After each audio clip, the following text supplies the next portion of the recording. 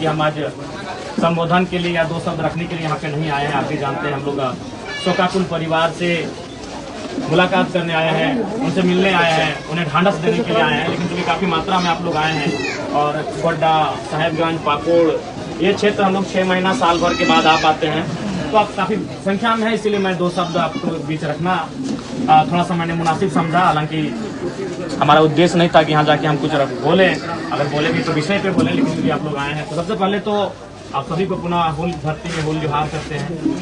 और साथियों, आज विशेषकर हम लोग सूर्या भाई के परिवार उनके घर के प्रांगण में इकट्ठे हुए हैं।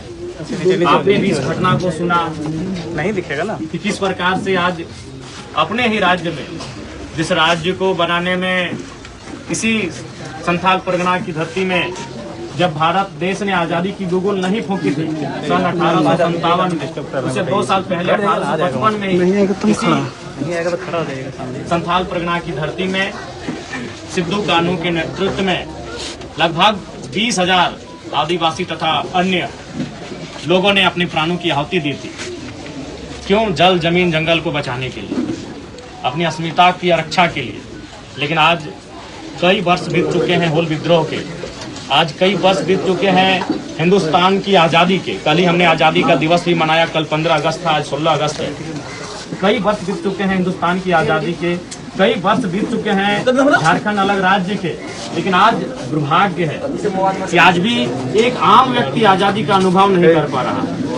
एक आम व्यक्ति, जिस प्रकार अंग्रेजों के कालखंड में अगर कोई ईस्ट इंडिया कंपनी के खिलाफ आवाज उठाता था, यदि कोई पूंजीवाद के खिलाफ आवाज उठाता था, यदि कोई अफसर शाही महाजनों सामंतों के खिलाफ आवाज उठाता था, उनकी आवाज को कुचल कर रख दिया जाता था। वो अंग्रेजों के काल में हमने देखा था। लेकिन आज दुर्भाग्य कहिए या शर्म कहिए, लोकतांत्रिक भारत में उसी दृश्य को हम लोग देख रहे हैं।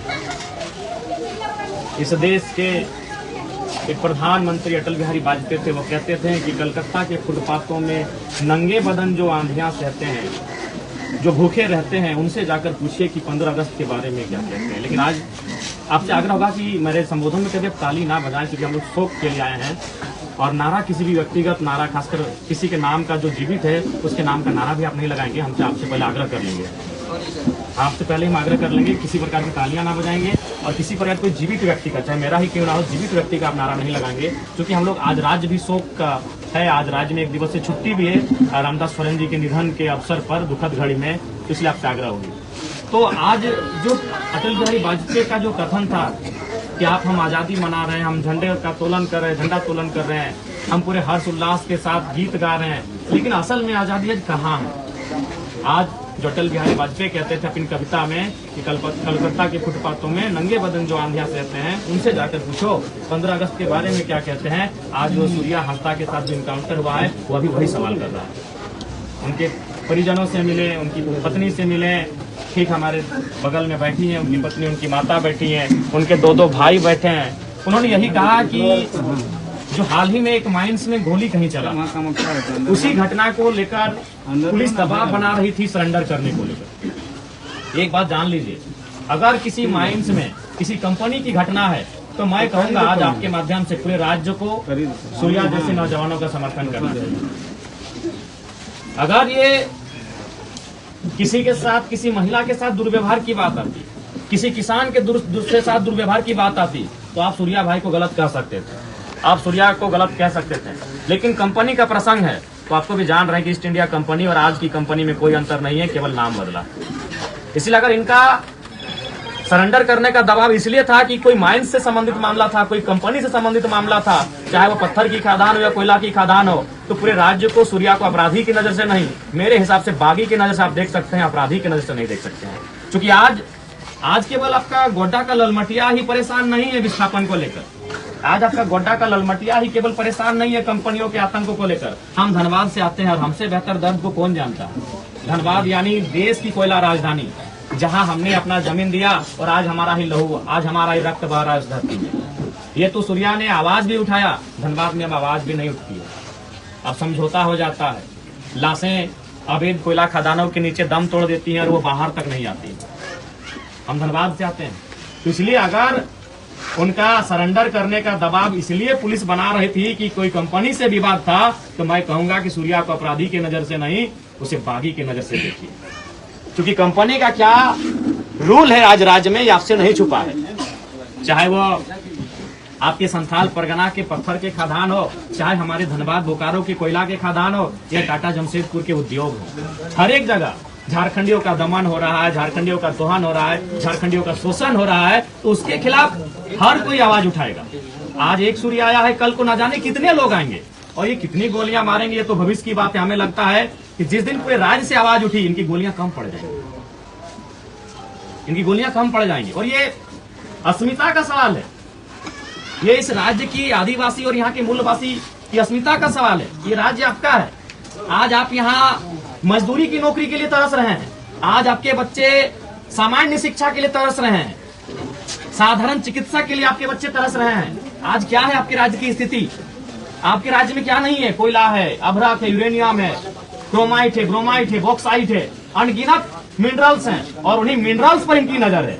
अंग्रेजों ने जाते जाते पूरी दुनिया को बता दिया था कि झारखंड के हिस्से में जर्मनी के तर्ज पर बहुत सारे मिनरल्स हैं, बाकी जो देश जहां मिनरल्स का खजाना है उसी तर्ज पर यहाँ खजाना है। और आपको याद होगा, इस देश के पहले राष्ट्रपति, the first president of India, doctor Rajendra Prasad ji ने कहा था कि जरूरत है यहाँ के लोगों को जागने की, नहीं तो यहाँ के खनिज संपदा पर दूसरे राज्यों के लोग कब्जा कर लेंगे। और आज आपसे छुपा नहीं है, आप बता दीजिए, आज आप बता दीजिए इन खनिजों से कितने लोग आप कहाँ पहुंचे, इन खनिजों के पैसे से आप कितने लोग कहाँ पहुंचे, आप बता दीजिए। तो आज सूर्या की जो लड़ाई थी आप भी जानते हैं, हालांकि लोग अब कहने से डरेंगे क्योंकि पुलिस का मामला आया है, लेकिन हमें कहने से बोलने से परहेज नहीं लगता है, ना ही डर लगता है, क्योंकि मैंने सारी चीजों का अध्ययन किया है। उनकी लड़ाई में जो दबाव था, वो माइंस, वो कंपनी थी, वो क्रेशर्स थे, वो पत्थर के खदान थे, वो कोयला के खदान थे, वो राजमहल, साहेबगंज और गोड्डा से गायब हो रहे पहाड़ हैं। तो हमें लगता है कि ये तो आने वाले दिनों में ऐसी आवाज तो हर एक जगह से निकलेगी। अभी आप जाके देखिए, विशेषकर आपका भी बड़का गांव एक हजारीबाग में क्षेत्र आता है, वहां लोग 100 नहीं 1000 दिनों से धरना में बैठे हैं। जो कोयला कंपनियां वहां काम कर रही है, जबरन जमीन लेना चाहती है, 2000-4000 रुपया डिसमिल जमीन कर रहे थे भाई, काहे देगा कोई। तो ये जो विषय जिसको लेकर आज आप सूर्या को देखें कि उनका इनकाउंटर तक किया कर दिया गया, यह विषय राज्य के हर एक क्षेत्र में है। लेकिन लोगों ने समझौता कर लिया है, लोगों ने कंप्रोमाइज कर लिया है कि जो हो रहा है होने दो, क्योंकि हम लड़ नहीं पा रहे हैं। लड़ इसलिए नहीं पा रहे हैं कि आपको भी मालूम है, आज सत्ता जिनके पास है, पुलिस जिनके पास है, सरकारें जिनके पास है, वो इस राज्य को चला रहे हैं। ये नाम के, मैं आपको बार बार कहूंगा, हेमंत बाबू लाख कहें कि आदिवासी का बेटा है, आदिवासी की सरकार है, लेकिन ईमानदारी से कहिए चला कौन रहा है? आज यहाँ भारी संख्या में मैं सूर्या, आप अनुभव करिए चला कौन रहा है इस राज्य को। आज नहीं, मैं यही आप नाम किसी का, मैं चूंकि किसी का नाम जब सामने नहीं आया है और उसका जब जांच पड़ताल नहीं हुआ है, तो मैं नाम लिए बिना, आज मान के चलिए हेमंत दादा का सीट है बरहेट है ना, वो तो रांची में रहते हैं, लेकिन चला कौन रहा है? आज संथाल परगना को चला कौन रहा है? आज राज्य को चला कौन रहा है? आज इस राज्य को कौन चला रहा है? संथाल परगना को कौन चला रहा है? बरहेट को कौन चला रहा है? ये आपसे भी नहीं छुपा है। सेकंड मुख्यमंत्री पंकज, इसलिए आज ये जो घटना घटी, जिसने सवाल खड़े किए हैं, ये यही घटना है कि सूर्या वह शख्स था जो कंपनियों के गेट के बाहर खड़ा होकर कहता था कि आप काम सेकंड कीजिए, पहले एजुकेशन और हेल्थ की बात कीजिए। वो जाके कंपनी वालों से कहता था कि आप पहले हमारे गांव में स्कूल खोलिए, आप पहले हमारे गांव में अस्पताल खोलिए, फिर आप कंपनी का काम करिए, हम मना नहीं कर रहे हैं। ये आप भी जानते हैं। आज राजमहल की पहाड़ियों का क्या हश्र हुआ, ये आप भी जानते हैं। आज गोड्डा के जंगलों का क्या हश्र हो रहा है, ये आप भी जानते हैं। आज कोयला खनन के नाम पर क्या हश्र हुआ, ये आप भी जानते हैं। तो इसलिए ये बहुत सवाल खड़ा करता है। उनके शरीर को आपने देखा, अगर गोली लगी थी तो शरीर जला कैसे, और जला ऐसे है, आपको भी मालूम है, आपने भी कभी देखा हो किसी को अगर आग झुलसता है, गरम खाना, गरम दूध, गरम तेल अगर बॉडी में गिरता है या फिर कोई करंट लगता है, तो जैसा बॉडी छिल जाता है वैसा छिला हुआ कैसे? बिल्कुल सवाल होता है। आपने भी उनके पार्थिव शरीर को मरने के बाद उनके शरीर को देखा होगा, या तो फोटो में या तो सामने आके, उस शरीर में जला हुआ निशान है, बहुत बड़ा दाग है जला हुआ। तो सवाल तो है, हाथ भी छिला गया। हाँ तो वही वो जला हुआ निशान तभी आता है जब या तो उसमें गर्म दूध गिरे, गर्म तेल गिरे, गर्म चाय गिरे, या तो आग से झुलस जाए, या फिर करंट लगे, इलेक्ट्रिसिटी लगे। ये तो सवाल। दूसरी बात सीआरपीसी धारा 46 और धारा 49 कहती है, हालांकि नियम तो टोटली नहीं, लेकिन वो कहती है कि अगर कोई व्यक्ति जिसपे आपको संदेह है कि उसका पूर्व से किसी असामाजिक कार्य में गतिविधियां रही हैं, तो कम से कम उसका हाथ भी बांधा जाता है। हाथ तो बांधा नहीं था। अगर हाथ बांधा हुआ था तो आप तो ये बहाना भी नहीं बनाते कि बंदूक छीन के भाग रहा था। 46 और 49 के अनुसार हाथ बांधना भी है, यानी हाथ भी इनका नहीं बांधा गया। जिस जगह पे घटना घटी वहां कोई और घायल होने की सूचना तक नहीं है। अगर इनके साथी इन्हें छुड़ाने के लिए आए थे या फिर ऐसा कोई कृत्य हुआ था तो और कुछ घटनाएं जख्म की सामने आनी चाहिए थी, लेकिन ऐसा कुछ नहीं हुआ है। तो ये स्पष्ट है कहीं ना कहीं आज प्रशासन पर किसी का दबाव है। अब वो दबाव देने वाले कौन हैं ये मुझे नहीं मालूम है, वो जांच का विषय है। इसीलिए राज्य सीबीआई जांच की मांग करता है और हमें लगता है पूरा राज्य सूर्या हांसदा के इस एनकाउंटर पर सीबीआई जांच की मांग करता है। सीबीआई जांच हो, दूध का दूध पानी का पानी हो। अगर सीबीआई जांच से ये लगे कि हाँ सूर्या की असामाजिक गतिविधियों में सक्रियता थी तो परिवार भी अपने आप को सांत्वना दे लेंगे, क्योंकि हमने झारखंड के कई परिवारों को देखा है कि अगर उनके परिवार से कोई बेटा या बेटी अगर असामाजिक कार्यों में संलिप्त रहे हैं तो उन्होंने पार्थिव शरीर को लेने से बहुत बार मना कर दिया है। कई ऐसे बेटा बेटी का मैंने नाम पढ़ा है, मैंने देखा है कि अगर उनका गतिविधि असामाजिक कार्यों में रहा है तो वो खुद कहते हैं कि भाई जो हुआ अब उसके नियति में था, बिल्कुल लगा। लेकिन इसके पहले सीबीआई की जांच हो, अगर उससे लगे और उसमें अगर कोई दोषी पाए जाते हैं, चाहे पुलिस प्रशासन ही क्यों ना हो, उन पे कार्रवाई होनी चाहिए। आज क्योंकि हमने भी वीडियो में देखा जो डीएसपी साहब थे वो शायद वही रील वाले डीएसपी साहब है ना। हम उनको व्यक्तिगत नहीं जानते। मैं उस डीएसपी साहब को व्यक्तिगत नहीं जानता हूं, लेकिन उनको रील का बड़ा शौक है। हमने बहुत बार देखा है कि कभी बस में चढ़ के रील बनता है, कभी ट्रैफिक में रील बनता है, बहुत सारे। हमें लगता है उनका हम 2-3 दर्जन रील देखे हैं। तो हम ये जानना चाहते हैं, और बिल्कुल मैं लोकतंत्र के चौथे स्तंभ के माध्यम डीएसपी साहब से ही मेरा सवाल होगा कि सूर्या जब भाग रहे तो आपने कहने रील बनाया, इसमें तो आपको ज्यादा ताली वगैरह नहीं बजाएंगे। मैं बार बार कर रहा हूँ, सोप कार्यक्रम है, लेकिन चूंकि भीड़ है इसीलिए मैं संबोधन कर रहा हूँ। तो आपने कहने दुनिया को दिखाया इस रील को कि सूर्या भाग रहा है। जब आपने उसके बाद के वीडियो को दिखाया, पुलिस आ रही है, बॉडी लेके जा रही है, तो भागने का एक वीडियो बना देते, चूंकि तो रील वाले डीएसपी हैं। आपने भी देखा है, मैं इनको नाम से नहीं जानता, लेकिन मैंने देखा वीडियो में तो बोला रहे थे रील वाले डीएसपी साहब हैं। जो भी हम उनको नाम से, उनसे कोई हमारी शत्रुता भी नहीं है। जो भी भाई अपने पढ़ाई के दम पर आए हैं उनका हम सम्मान करते हैं कि वो डीएसपी है। लेकिन सवाल है, मैं उनका सम्मान करता हूं कि वो डीएसपी हैं, पढ़ लिख के वहां तक आए हैं। लेकिन सवाल ये है कि आप हर चीज का रील बनाते हो, रील इसमें भी दिखा देते कि सूर्या भाग रहा है। आप जो आरोप लगा रहे कि भाग रहा था, भागने पे ही एनकाउंटर होता है, तब भी आप दिखा देते। और दूसरा बात, अगर वो भाग रहा था तो गोली तो पीठ पे होनी चाहिए थी, पेट पे कैसे है? इनको लगा कि ये पढ़े लिखे वही लोग हैं, वही लोग जेपीएससी यूपीएससी बैठते हैं, बाकी लोग तो यहाँ आदिवासी लोग बोका है, इन लोग को लगता है। अगर वो भाग रहा था तो गोली पीठ पे होना चाहिए था, पेट पे नहीं होना चाहिए था। तो बिल्कुल मैं डीएसपी महोदय से सवाल करूंगा, और बिल्कुल ये सीबीआई जांच का प्रश्न बनता है कि गोली पेट पे कैसे लगा। दूसरा बात, जला कैसे, और जला उस तर्ज पे है जैसे, मैं फिर रिपीट करूंगा कि इलेक्ट्रिसिटी वायर से टच होने से जलते हैं, गरम दूध के गिरने से जलते हैं, गरम तेल के, गरम चाय के, कोई भी गरम खाना अगर बॉडी पे गिरता है और जैसा शरीर जलता है वैसा बॉडी जला के। सीबीआई जांच हो, सीबीआई जांच हो। तो बिल्कुल ये लोकतांत्रिक भारत है। लोकतांत्रिक भारत में कोई अगर अपराध भी करता है तो उसे अपने वकील के साथ बहस करने का अधिकार है। ये लोकतांत्रिक भारत है। आप किसी पे सीधा कोई ठप्पा नहीं दे सकते हैं। कोई कितना भी बड़ा पेशेवर अपराधी क्यों नहीं होता है, लोकतंत्र उसे भी अपना पक्ष रखने की, अपने बात रखने की, अपना वकील रखने की आजादी देता है। तो सूर्या तो अनाथ बच्चों का विद्यालय संचालन करने वाला व्यक्ति था। सूर्या तो यहाँ के लोगों के लिए आवाज उठाने वाला व्यक्ति था। और एक सवाल मैंने बार बार कहा है, अब कुछ देर के लिए हम मान भी लें कि सूर्या का संबंध किसी असामाजिक तत्व से था, तो सवाल ये भी है, क्योंकि हम ये मानते हैं कि अगर कोई चोर के साथ रहता है तो उसे चोर कहते हैं। यदि कोई किसी को आत्महत्या करने के लिए उसकाता है तो जो उसकाता है वो भी दोषी होता है। यदि कोई, तो यहाँ किन कारणों से सूर्या असामाजिक गतिविधियों में गया? जिन लोग इन कारण में हैं, क्या उन पे आप कानूनी शिकंजा कसेंगे?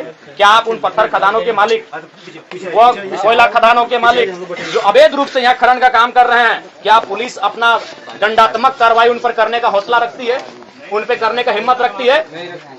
हम ये ना जानते भाई कि कोई अगर किसी को आत्महत्या के लिए उस्काए तो जो उस्काता है वो भी गुनहगार होता है। तो सूर्या अगर असामाजिक गतिविधियों में आया तो जिन लोगों के कारण आया, जिन लोगों के अन्याय के कारण आया, जिन लोगों के अत्याचार के कारण आया, क्या ये पुलिस प्रशासन उनमें हिम्मत है, उनमें सामर्थ्य है कि उनके खिलाफ कोई कार्रवाई करे? उनके खिलाफ भी तो कार्रवाई होनी चाहिए। अगर एक आदिवासी राज्य में एक आदिवासी व्यक्ति मुख्य धारा से विपरीत हो रहा है, मुख्य धारा से विपरीत होकर किसी असामाजिक गतिविधियों की ओर आकर्षित हो रहा है, तो जिनके कारण हो रहा है उन पे एफआईआर कब कर रहे हैं, उन पे कानूनी शिकंजा कब कस रहे हैं, उन पे आप अपना दंडात्मक कार्रवाई कब कर रहे हैं? ये बहुत बड़ा सवाल है।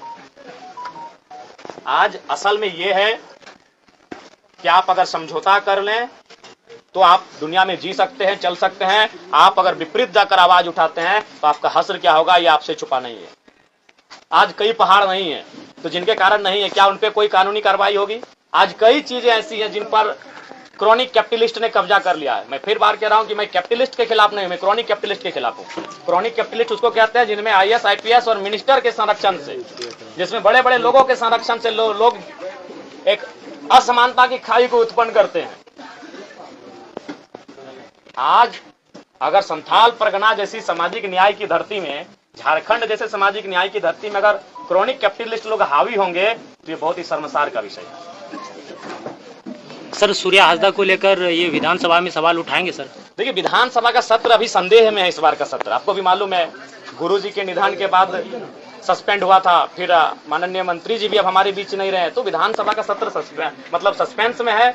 होगा कितने दिनों का होगा, अवसर मिलेगा कि नहीं मिलेगा, लेकिन अगर चला तो मौखिक रूप से या लिखित रूप से जरूर इस बात की मांग करेंगे। अगर चला तो आगे भी तो सर इसका मौका मिल सकता है, अगले आगे मिलेगा, विधानसभा 2 महीना लग जाएगा। आगे आपका दिसंबर के महीने में शीतकालीन सत्र में आपको मौका मिलेगा। अगर इस बार ही ढंग से सत्र चला तो या तो मौखिक या तो लिखित जरूर इस बात की मांग की जाएगी। तो आपसे हम यही आग्रह करेंगे, आप लोग भी आने वाला दिन संथाल परगना की धरती में जिस प्रकार से परिदृश्य को आप बदलते हुए देख रहे हैं, पहले लगता था कि माफियाओं का गढ़ धनबाद बोकारो है, माफिया धनबाद बोकारो में पनपते हैं, लेकिन अब समय के साथ संथाल परगना के जंगलों और पहाड़ों में भी माफियाओं का आगमन हो चुका है। तो हमें लगता है आज आप सभी को एकजुट रहने की आवश्यकता है। आज आपको एकजुट होकर आपको संघर्ष करने की आवश्यकता है। और हालांकि एक बात याद रखिएगा, सूर्या की मृत्यु के बाद ऐसा नहीं है कि जो लोग आंदोलन करते हैं, जो लोग गरीबों के अधिकार की आवाज उठाते हैं, वो आवाज दबेगी, बल्कि लोग फिर से आवाज उठाने आवाज को अपनी ओर बुलंद करेंगे, मुझे पूर्ण विश्वास है। और आप सभी से, आप लोग वहां आइए ना, जहां हम लोग प्रेस करेंगे वहां पे आपका सवाल का जवाब दे देंगे। अभी जनता के बीच बात हो रही है, तो आप तमाम जो जनता जनार्दन यहाँ उपस्थित हुए हैं, निसंदेह कल को बहुत सारे राजनेता यहाँ आएंगे, लेकिन जिस हुजूम के साथ आप आए हैं शायद कल नहीं आएंगे, क्योंकि आपका वो स्नेह उनके साथ नहीं है, आपका वो लगाव उन नेताओं के साथ नहीं है। मैं भी जानता हूँ आज जो जिस भारी भीड़ के साथ आप इस घर में आए हैं, कल को संभवतः बहुत सारे राजनीतिक दलों के बड़े नेता यहाँ आ भी सकते हैं, लेकिन आप शायद इस भारी संख्या में वहां नहीं आएंगे, क्योंकि आपका स्नेह, आपका लगाव उनके साथ वैसा नहीं है। मेरे साथ आपका विशेष लगाव है। तो मैं आपको ये आशा और मैं आपको भरोसा दिलाता हूं कि इस इनकाउंटर के विषय में सीबीआई जांच की मांग को मजबूती के साथ हम लोग रखेंगे। और निसंदेह चूंकि हम चाहेंगे कि आप लोग एकजुट रहें। राज्य की जो परिस्थिति आज बन रही है, आज एकजुटता की परिस्थिति है कि आज जिस प्रकार से हमारी खनिज पर इनकी नजर है, उसके लिए ये बहुत प्रकार का हथकंडा अपनाएंगे। ये पुलिस का सहयोग लेंगे, ये नेताओं का सहयोग लेंगे, ये इनकाउंटर का सहयोग लेंगे, क्योंकि उनका लक्ष्य हमारी खनिज है। उनका लक्ष्य हम अगर पहाड़ जाते हैं तो हम जड़ी बूटी के लिए जाते हैं, वो पहाड़ पत्थरों के लिए जाते हैं। हम अगर नदी जाते हैं तो शीतल जल के लिए जाते हैं, वो नदी बालू के लिए जाते हैं। हम अगर खेत जाते हैं तो अनाज के लिए जाते हैं, वो खाद्यान्न के लिए जाते हैं, वो उस मिट्टी के लिए जाते हैं। वो हर चीज में अपना व्यवसाय खोजते हैं, वो हर चीज में व्यवसाय खोजते हैं। हम प्रकृति के साथ संतुलन बनाकर चलते हैं।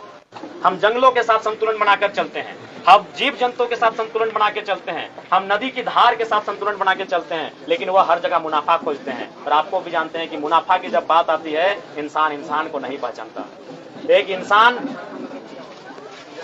एक इंसान को भूल जाता है। तो इसलिए उनकी नजर हमारे खेतों में है, हमारे खदानों में है, हमारे पहाड़ों में है, हमारे जंगलों में है, जहां बेशकीमती लकड़ियां हैं, जहां पत्थर हैं, जहां कई प्रकार के मिनरल्स हैं। इसलिए आवाज अगर उठानी हो, बुलंद होकर एकजुट होकर उठाइए। हमने टुकड़ों टुकड़ों में आवाज उठाई है, हम टुकड़ों टुकड़ों में बटे हैं, इसलिए आज आसानी के साथ हमें दबा दिया जाता है। वो कहते हैं ना, अगर एक लकड़ी को दिया जाए तो आसानी से तोड़ दिया जाएगा, उससे अगर गठरी को दिया जाए तो कोई नहीं तोड़ पाएगा। तो हमने टुकड़ों टुकड़ों में आवाज उठाई है। इसलिए आज सूर्या जी के घर उनके परिजनों से मिलकर, और आप सभी जो उनके गांव के हैं, उनके आस पड़ोस के, उनके अगल बगल के हैं, जो मर्माहत हुए हैं इस घटना से, बिल्कुल हम तो बार बार कहेंगे, अगर उनको लगा कि असामाजिक गतिविधियों में उनकी संलिप्तता है तो उनको विधिवत रूप से कार्रवाई करते हैं, न्यायालय लेके जाते हैं, सजा सुनाया जाता, उनको कारावास में डाला जाता। और अगर उनको अरेस्ट ही करना था तो वो चुनाव लड़े थे, आपको भी मालूम है, तो चुनाव के टाइम तो सभी नेता अरेस्ट होते हैं, तो फिर उस समय काहे नहीं अरेस्ट किया गया। और दूसरी बात, वो सम्मानित जनता ने उनको वोट दिया है। 2 बार उनको 25-26 हजार के आसपास वोट मिला है, एक बार उनको 45 हजार के आसपास वोट मिला है। हालांकि 60 प्लस सर, 60 प्लस भी। यानी हमें तो लग रहा है कि अगर आज लोबिंदा अगर बीजेपी शिफ्ट नहीं करते तो हमें लगता है सूर्या भाई इस बार विधायक बन के चले जाते आराम से।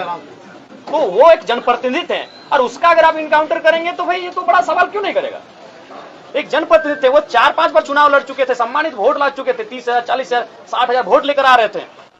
तो इसीलिए हर कोई सवाल करेगा, हर कोई सवाल करेगा। अगर वो असामाजिक गतिविधियों में संलिप्त थे तो फिर चुनाव लड़ने से प्रतिबंध आपने क्यों नहीं किया।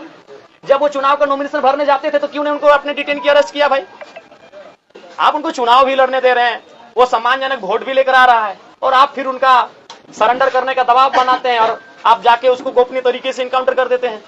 तो सवाल तो बनता है, इस सवाल का जवाब पुलिस प्रशासन को देना होगा, और इसके लिए पूरे राज्य को आवश्यकता है सीबीआई जांच की मांग को बुलंद करे। और मैं भी एक विधायक होने के नाते इस बात को लेकर आपको आश्वस्त करता हूं, सीबीआई जांच की मांग को पुरजोर तरीके से मैं रखूंगा, पुरजोर तरीके से उठाऊंगा, इसकी जांच होनी ही चाहिए।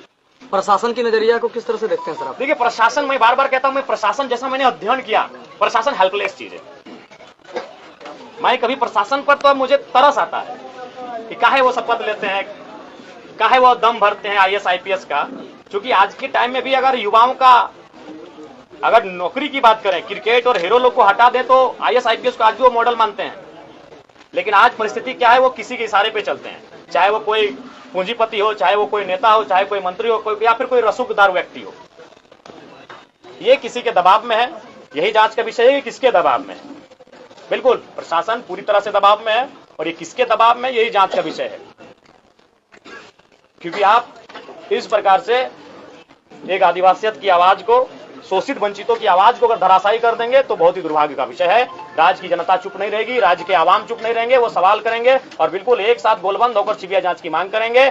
और आने वाले दिनों में बिल्कुल वो कटघरे में होंगे, और उनको सवाल का अपना जवाब भी देना होगा कि किन परिस्थितियों में आपने ये कृत्य को अंजाम दिया है। तो आप सभी से आग्रह है कि आप लोग भी एकजुटता के साथ रहें। देखिए, अब तो लोबिन दादा का भी बयान हम सुन रहे थे, भाई वो भी कह रहे कि हमको डर लगता है कि हम भी कई बार अवैध पत्थर खदानों, माइंस इत्यादि पर आवाज उठाए हैं। तो सोच सकते हैं संथाल परगना की स्थिति क्या है। लोबिन हेम्ब्रम जैसा शख्स जो कई बार विधायक रहे, आधा दर्जन के आसपास, अगर वो शख्स भय महसूस कर रहा है तो आम नौजवान कैसा महसूस करेगा। तब तो आम व्यक्ति, एक गांव किसान का जमीन, खेत खलिहान तो कोई ऐसे छीन के ले लेगा।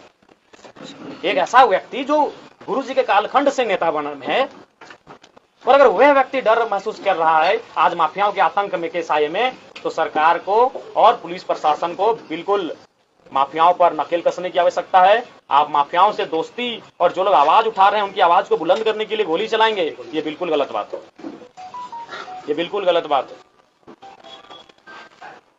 झारखंड में लग रहा है सर प्रशासन भी सुरक्षित नहीं है सर। साहेबगंज आप सुने थे कि रूपा तिर्की का थाना प्रभारी का ही हाँ, बहुत दिन पहले एक मैटर आया था। नहीं, मैं तो बार-बार इसलिए मैं बार-बार कह रहा हूँ कि उनके परिवार से मैंने रोते बिखलते हुए अधिकारियों से भी मतलब अभी भी उनकी वीडियो चल रही है सर। अधिकारियों से न्याय मांगा था। जब एक थाना प्रभारी को जो रूपा तिर्की का न्याय नहीं मिल पाया तो आम लोगों को क्या न्याय मिलेगा सर? बिल्कुल, ये तो बहुत ही हम ऐसे साये में जी रहे हैं। इस पर इस बार का विधानसभा में निस्संदेह ये जो व्यवस्थाएं हैं, व्यवस्थाओं में जिस प्रकार से ढील और कोताही है, इसको लेकर आवाज मुखर होगी। मुझे लगता है बाकी विधायकों का, बाकी जनप्रतिनिधियों का सहयोग मिलेगा और आप सभी से आग्रह होगी कि आप लोग उनके रोती बिखरती रह गए, लेकिन उनको कहाँ न्याय मिल पाया सर? वैसे थाना प्रभारी की जो पुलिस की बिल्कुल ऐसे में बिल्कुल वो सुरक्षित नेता आम और पब्लिक अभी आदिवासी राज्य में एक आदिवासी बहन को न्याय नहीं मिल पाया, ये शर्म का बात है, बड़े ही शर्म की बात है। बिल्कुल इसको हम लोग ऐसा शायद ये 2-3 साल पहले घटना है ना, ज्यादा है, हम भी सुने थे किसी प्लेटफॉर्म में इस चीज को, हम भी सुने हैं चैनल के माध्यम से। तो उसी चैनल के माध्यम से सर 11 तारीख को पंकज मिश्रा, उसमें भी नाम लिया गया था, इसमें भी नाम लिया जा रहा है कि पंकज मिश्रा ऐसी घटना को किया गया। क्या प्रशासन पंकज मिश्रा का गुलाम? सरकार को सबसे पहला बात तो जनता को विश्वास दिलाई कि ये लोकतांत्रिक देश है, ये लोकतांत्रिक देश है। सरकार को जनता को विश्वास दिलाना चाहिए और बिल्कुल सीबीआई की जांच हो और दूध का दूध और पानी का पानी हो। कौन क्या है, किसका संलिप्तता है, किसने क्या किया, सारी चीजें जनता के बीच आनी चाहिए। और मैं बिल्कुल इस बात को लेकर मुखरता के साथ अपनी आवाज पर रखूंगा।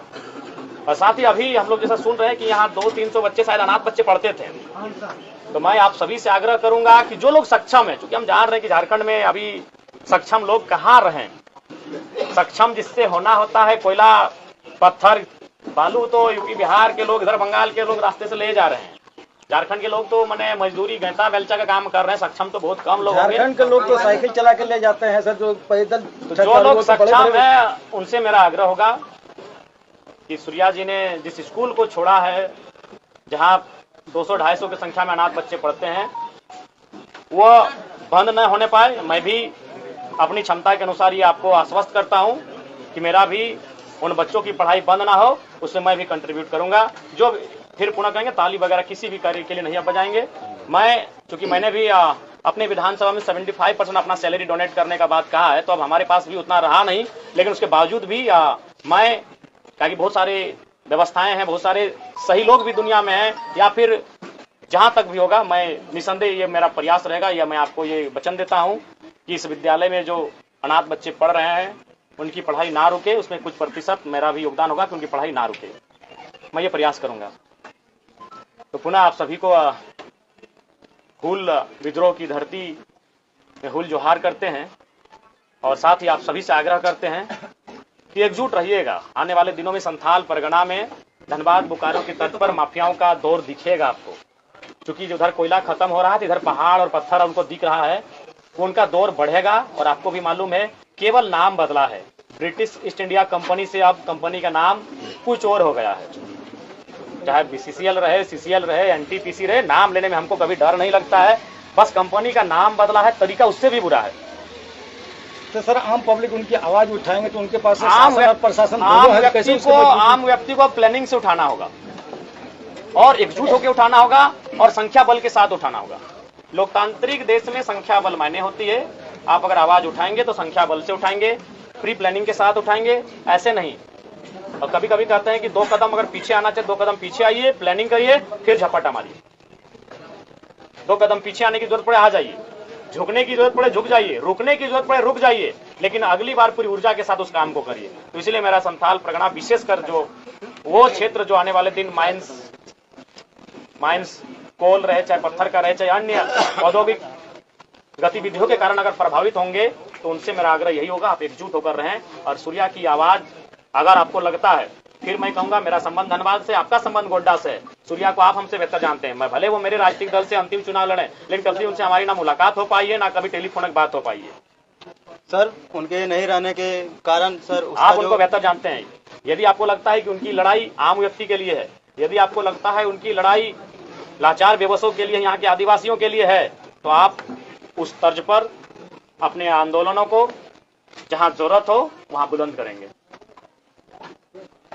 ठीक है, हम लोग थोड़ा सा प्रस्थान करेंगे और फिर कोशिश करेंगे कि इस आंदोलन में आपकी कितनी भागीदारी रहेगी सर? देखिए, आप भी जानते हैं कि सशरीर अभी पूरे राज्य में आंदोलन हो रहा है, और चूंकि ये भी सच्चाई है कि थोड़ा सा संथाल परगना का जो प्रमंडल है, यहाँ हमारा सांगठनिक ढांचा थोड़ा सा कोलांचल, कोल्हान, रांची, उन क्षेत्रों की तुलना में थोड़ा सा है कम, लेकिन हमारे आने वाले दिनों में सक्रियता यहाँ बढ़ेगी और आंदोलन की रूपरेखा भी तैयार होगी। तो अभी सर सूर्या हरदा के जो क्षति हुई थी, तो फिर ये जो आंदोलन करके जो कुछ आगे बढ़ने के काम करता था, लेकिन उतनी आम लोगों को उतनी दम नहीं है कि जो आगे बढ़ के एक संगठन को, कंपनी को मजबूत हो उसको। गांधी नहीं थे, गांधी एक बैरिस्टर थे, अंग्रेज साउथ अफ्रीका में उनको ट्रेन से बाहर फेंक दिया गया था, परिस्थितियों ने गांधी बनाया।